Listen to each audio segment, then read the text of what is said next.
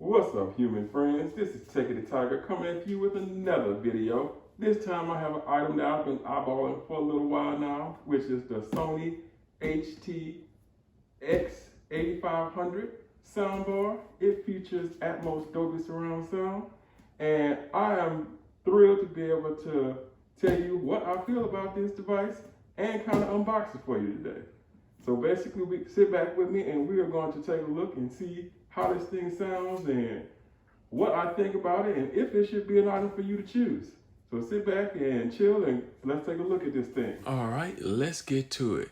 So this device I have been following for a few months now, and I've been anxious to get my hands on it. And finally it was my birthday, so I said, why not?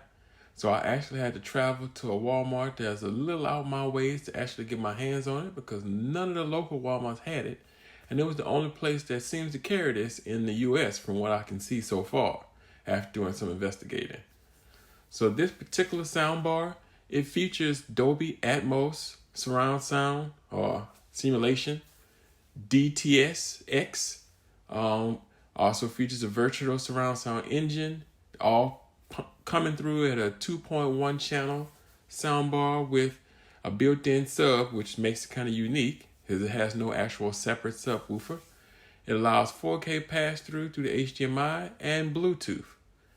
It's supposed to be able to give you that illusion of height and width with the surround sound simulation, which had me intrigued. So I was definitely interested to see what it was capable of.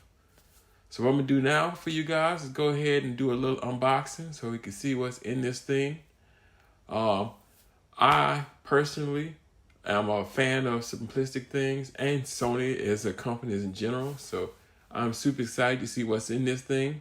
I know it's pretty much some of the basics. I know for sure you have your instructions and all that, but I'll call it out. So first thing I pull out here is just your AC plug along with the adapter to plug it into the wall. What else we got here? We have little batteries for the remote, and it also has remote, which is like a key player in that situation for using this. Also has HDMI cable that's included with it, which I figured it's a given. You should have, especially if it has the pass-through coming through. So you already have to use one to plug in something, and that goes back out to the TV. Those are those instructions that were mentioned. And underneath we have the piece de resistance, which is the actual soundbar itself. Opening it up, kind of gives me a remnants of what I had some years ago, which was, I don't know if any of you guys remember, but the Sony PlayStation 3 soundbar. It had kind of the same kind of feel that this one's coming through, where it gives you one bar, features everything. It had the subwoofer and everything all included in one thing.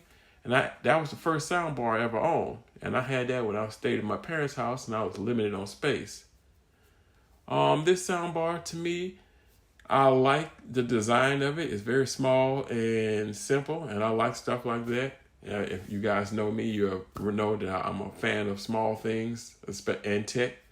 I dislike this soundbar from what I experienced doing this video and from a lot of reviews I see online, is the lack of an LED screen to show you what mode you're in or what sound setting you're in.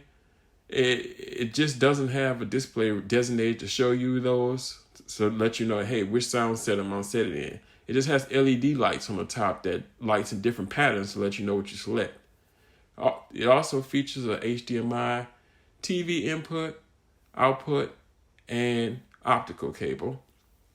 And pretty much I tried some music out on it. It sounds pretty decent, and I'm gonna show you guys a quick demo of a movie that I tried out on it.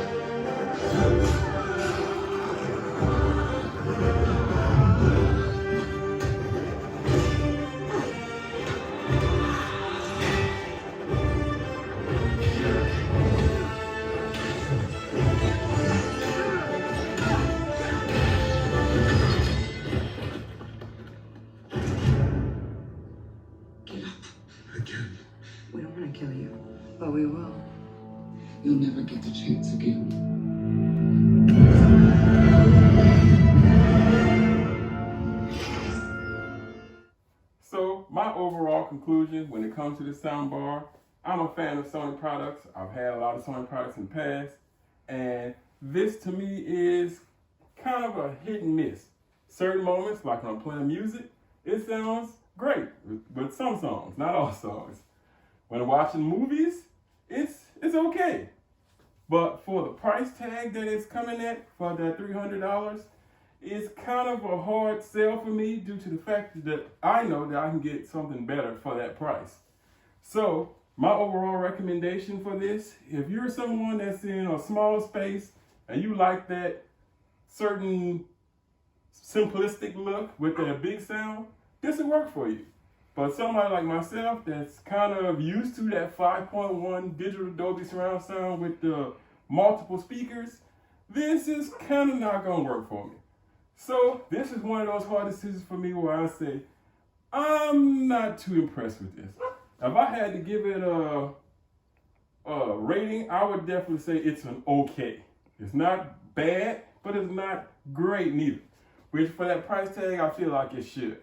So me rating this, I would say it's for that certain special person, which is not me in this particular case. So, but overall, it is a great product. It's made well. It was easy to mount on the wall, which I put on the wall and a stand just to try both sounds out. And it still didn't work for me. So, but overall, I think this won't be a work for me, but it could work for you. But this is just my take on it, so I can help somebody else out there that might be looking for this device. So I was interested in it like myself. I'm not too sure about the Atmos on it, but it does have it. And I think the box is kind of misleading a little to give you that expectation that it's just not living up to. Well, if you like this video, make sure you hit likes on there for me. Feel free to comment, ask any questions you may have for it, because I did try it out for a good bit. And make sure you hit that subscribe button and to watch any future videos I have. Again, this is Tech of the Tiger, and I'm signing out.